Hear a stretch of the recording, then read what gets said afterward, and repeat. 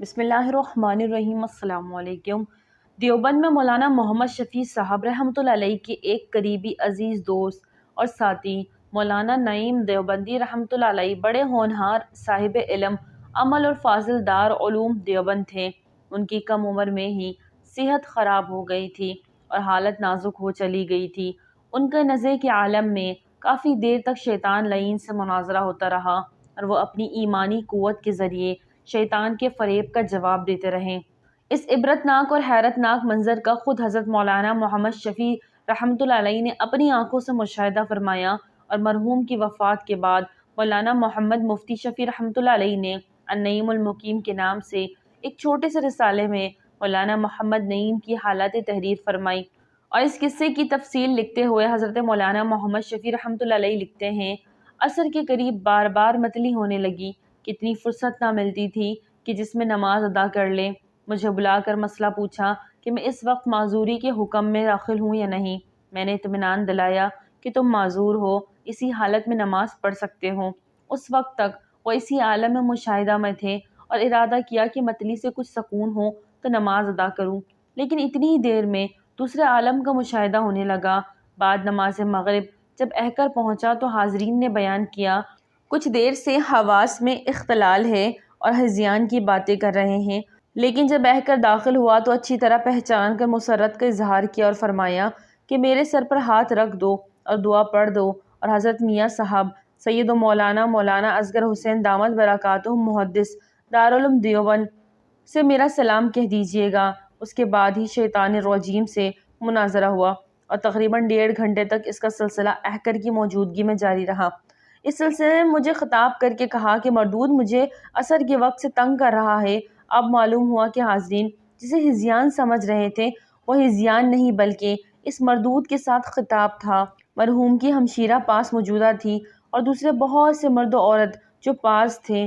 ان کا بیان ہے کہ مغرب سے کچھ دیر پہلے، جو کہ جمعے کی روز بہت سی روایات و آثار کے اعتبار سے قبولیت کی دعا کی گھڑی ہے، اول مختصری وصیت اپنی 2 دن کی قضا شدہ نمازوں کے متعلق کی اور پھر بہت گڑ گڑا کر تذر وزاری کے ساتھ حق تعالیٰ سے دعا کی کہ اے میرے پروردگار، میں بہت بد عمل سیاہ کار ہوں، ساری عمر معاصی و غفلتوں میں گزار دی، میں تجھے کس طرح منہ دکھاؤں گا، لیکن تیرا ہی ارشاد ہے، یعنی میری رحمت میرے غضب پر سبقت لے جاتی ہے، اس لیے میں تیری رحمت کا امیدوار ہوں۔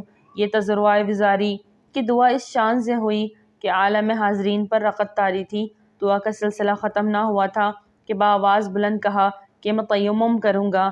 ہمشیرہ نے مٹی کا ڈھیلا سامنے کر دیا، تیمم کرتے ہوئے کہنا شروع کیا کہ مردود، تجھے بتلاؤں گا کہ تو مجھے حق تعالیٰ کی رحمت سے مایوس کس طرح کرنا چاہتا ہے۔ میں بھی مایوس نہیں ہوں گا، مجھے اس کی رحمت سے بڑی امیدیں ہیں، اس کی رحمت کے بھروسے پر کہتا ہوں کہ میں ضرور جنت میں جاؤں گا۔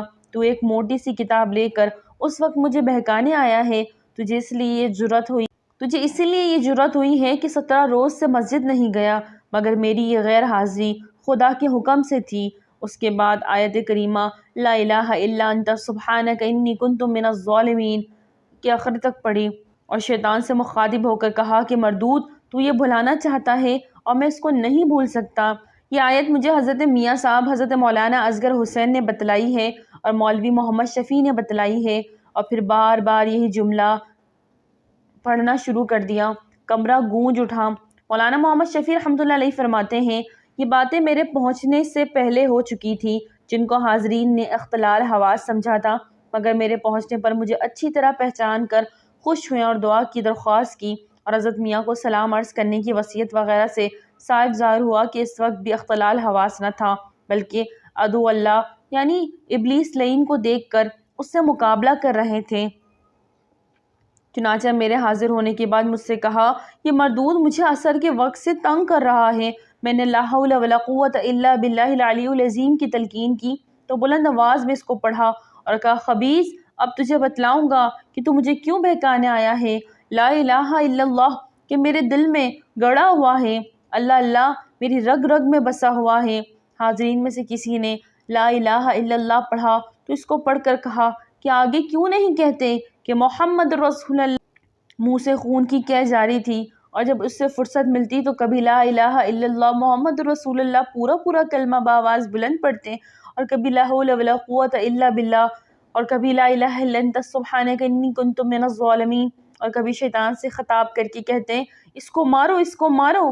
اس وقت اس 6 ماہ کی مدت کے مریض کی یہ حالت تھی کہ اب کشتی لڑنے کو کھڑا ہو جائے گا۔ ایک مرتبہ کہا تو نے سمجھا ہوگا کہ یہ نازک وقت ہے، اس وقت بہکا دوں گا، اب میرے بدن میں جرأت آ گئی ہے، اب تجھے بتلاؤں گا۔ اس کے بعد کہا یہ بہت سے آدمی، وہاں سامنے کھڑے ہونے والے صرف 2 تھے، ایسا معلوم ہوتا تھا کہ فرشتے نظر آ رہے تھے۔ غالباً فرشتوں سے خطاب کر کے کہا کہ اب تو اللہ تعالیٰ کے یہاں لے چلو، بار بار کلمہ طیبہ پڑھتے رہیں۔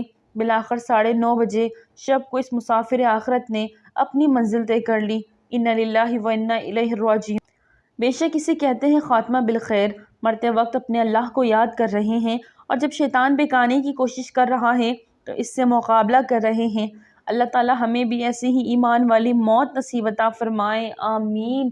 ناظرین ویڈیو اچھے لگے تو لائک کریں، چینل کو سبسکرائب کریں اور دعاؤں میں یاد رکھیں۔ السلام علیکم۔